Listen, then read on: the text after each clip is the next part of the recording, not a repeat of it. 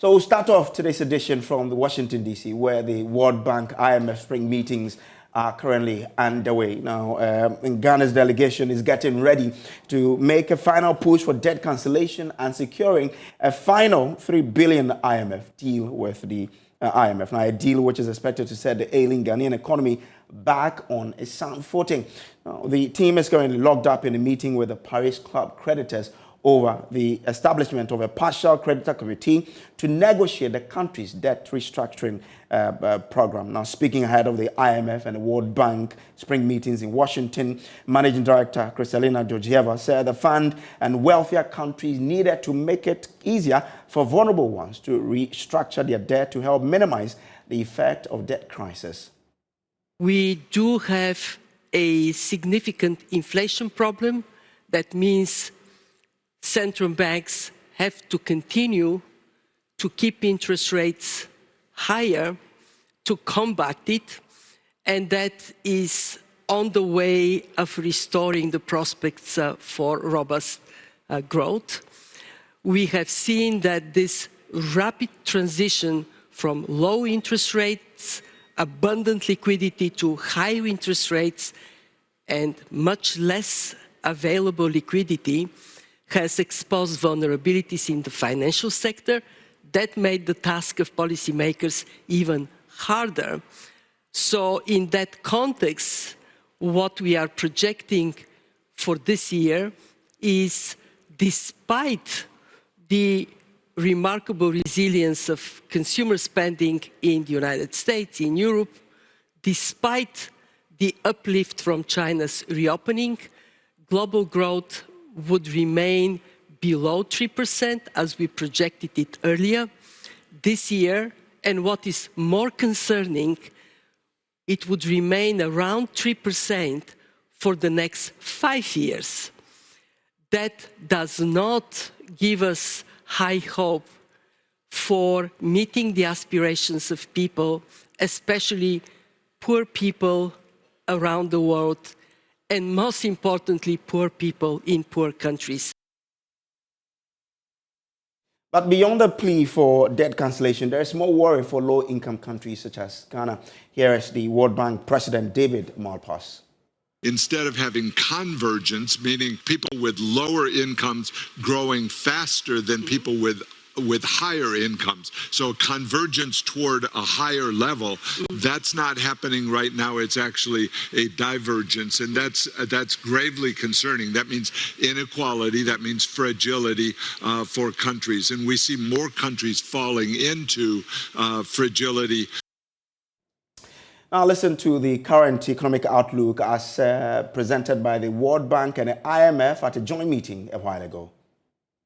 The global economy remains on track for a gradual recovery from the pandemic and Russia's war on Ukraine. China's reopened economy is rebounding strongly. Supply chain disruptions are unwinding, while the dislocations to energy and food markets caused by the war are receding. The massive and synchronized tightening of monetary policy by most central banks is starting to bring inflation back towards its targets. At the same time, serious financial stability-related downside risks have emerged. In our latest forecast, global growth will bottom out at 2.8% this year, before rising modestly to 3% next year, almost unchanged from our January projections. Global inflation will ease, although more slowly than initially anticipated, from 8.7% last year to 7% this year and 4.9% next year. This year's slowdown is concentrated in advanced economies, where growth is expected to fall to 1.3% this year, before increasing modestly next year. By contrast, emerging market and developing economies are already pushing ahead in many cases, with year-end growth accelerating to 4.5% this year from 2.8% last year. The recent banking instability reminds us, however, that the situation remains fragile.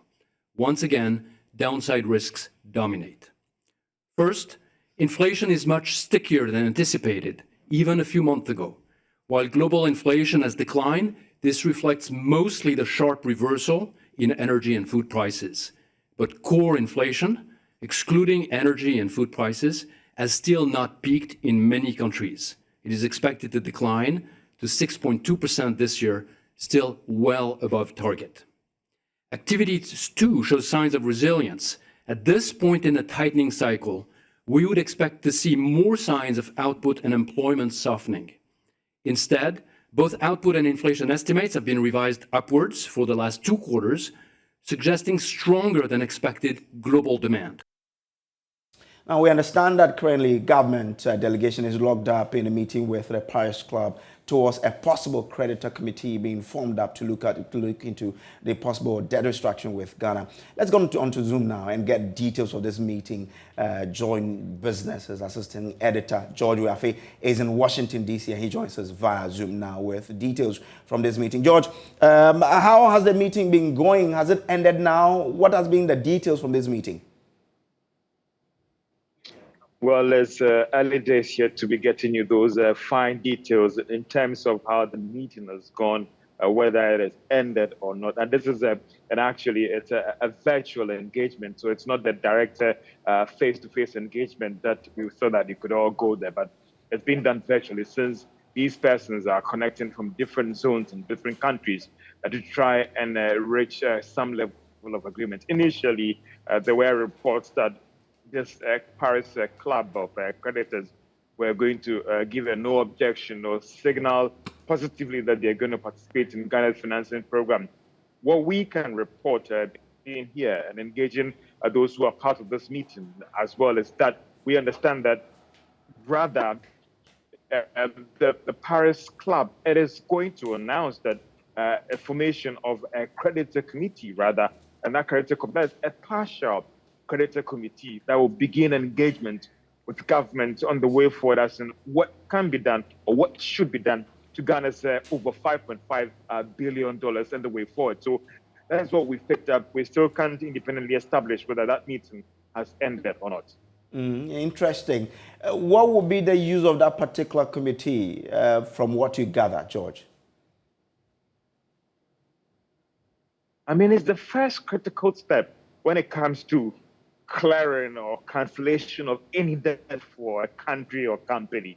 Without this creditor committee, there can't be any progress made in terms of whether the Paris Club will indeed go ahead and cancel Ghana's debt to actually push for a restructuring of Ghana's debt. So this is very, very critical because then it gives us some indication that some progress is being made. Don't forget that what the IMF is looking for is just a commitment that the Paris Club is committed to participating in Ghana's financing program. And that is what they can take to the IMF board. So if after this meeting it is clear that the Paris Club is committed to participating in Ghana's financing program, that indeed will be very, very critical going forward. One thing that many will be looking out for would be what will be the Paris Club's position when it comes to China participating in this whole debt restructuring program. You remember the initial report was that, well, China is going to participate. Now it is clear that they are not going to participate in this Paris Club in terms of that common framework when it comes to Ghana's debt. What they want is a separate, more of a bilateral engagement with Ghana when it comes to dealing with Ghana's debt situation. And that is what we're picking. But it is very critical because then it makes us understand that Ghana is making some progress when it comes to the debt situation, restructuring it, cancellation of it. This over $5.5 billion owed to the Paris Club of creditors. We understand China has also been around in this particular meetings. What has been the development with regards to our engagement with China and China's presence at this particular meeting, gearing towards our getting them to agree to come to the table to then help us get this IMF deal? Well, initially we got some understanding that they will be invited to this meeting, but again, Breeze, I cannot independently confirm whether they did participate. But one critical thing at the press conference of the G24 countries when it comes to the intergovernmental organization made up of a lot of the emerging countries in Africa, the leader or the chairman of that committee, that is the finance minister of Ivory Coast, it was clear that some of the African countries had a problem with China's decision not to join the Paris Club when it comes to renegotiating the debts of some of these countries, and rather we want to do the bilateral engagement. And it's clear that some countries are not comfortable with this whole stance by China when it comes to other situations. But what we can also report is that China, in principle, is for or is committed to helping restructure Ghana's debt. What form will it take? Either lengthening the payment period or cancellation? It is still early days here to report on that one. All right, George, I'm grateful to you. So George Rafe is in Washington, D.C., where the IMF and World Bank are having the spring meetings. Now, so we've been talking about Ghana's debt. Let's break it down for you as this particular meeting is underway in Washington, D.C. Isaac Kofi is a research data analyst here at JoyNews, and he joins us live. So, Kofi, help us understand, break down Ghana's debt as we do know. What are we discussing in Washington, D.C.? So just like we know, the total debt stock is around 52 or 53 billion dollars, and we have the domestic and then external components. We've been able to do a debt restructuring for the domestic. Now it is the time to do a restructuring for external, because it's one of the conditions we have to meet before we get the 3 billion bailout package from the IMF. And just like this story has been focusing on, there have been intense calls for China's participation in the external debt restructuring. We've heard from the IMF boss, Kristalina Georgieva, who is saying that China must fast-track this whole debt restructuring for countries like Ghana, for Zambia, and then Ethiopia. We've also had calls from the U.S. also calling on China to fast-track the debt restructuring for these developing countries. So it looks as if China is like the most significant missing piece in this whole debt puzzle or restructuring puzzle. And now I want to use graphics to show you how important China is and why all other countries are calling on China. So if you look at this trajectory or inclined plane that we have on the touch screen, this is Ghana with an external debt stock of about $29 billion, trying to get a bailout package from the IMF worth $3 billion US. But we have all of these, obstacles to actually clear. The biggest of them is the Eurobond creditors, about $13 billion, multilateral, $8 billion, other creditors, $3 billion. We have the Paris Club, about $1.9 billion, and China itself, $1.7 billion. If you look at these obstacles or these creditors that we have our debts with, or they have our debts with us, China is the only single country to have a debt burden of about $2 billion. There's no other country. Even if you combine all the 22 Paris clubs, their debt stock is around $1.9 billion. This is why China is the most important missing piece in this whole debt restructuring exercise. And all of these obstacles or creditors are saying, if China doesn't lead the way, they will also not lead the way. So the success of our international or external debt restructuring is contingent on China's participation or full participation in this whole debt restructuring that we are talking about. If China is ready to come to the negotiation table, all of these big guys will also be ready to play ball with us. So that's the picture for you. We are trying to get a $3 billion bailout package, and China is the missing piece or the most important component of this whole debt puzzle that we're talking about. Interesting. So that's the breakdown there for you to understand who and who Ghana owes. Now, a professor of finance at the University of Ghana, Professor Bokpin, has been speaking on this. He says this week will prove very critical to Ghana's chances of securing the $3 billion arrangement with the IMF. But he fears the current state of affairs of Ghana will allow some of the country's creditors to meddle in the affairs of a sovereign country like Ghana. He spoke to my colleague Evans Mensah on Newsnight on Joy FM. Yeah, so, it has been suggested, and I agree largely, that this week will prove to be very critical for Ghana in terms of our resolve to get IMF-supported program. And the reason this week is critical is simply because of the IMF World Bank joint spring meeting, because there you are going to have all the partners, the country representatives, the finance ministers and the central bank governors would all converge during the spring meeting. And therefore, instead of traveling to individual member countries to go and be begging or calling others to beg on your behalf, now everybody is at one place. And thankfully, some kind of a meeting has been arranged.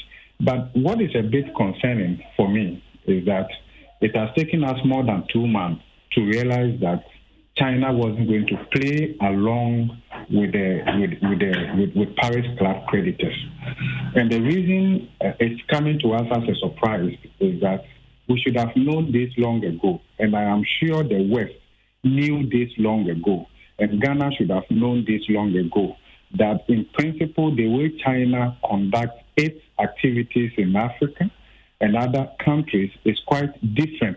And also the global geopolitics, the geo-economic fragmentation, and all of that is going to play out in how we are able to get China to play along.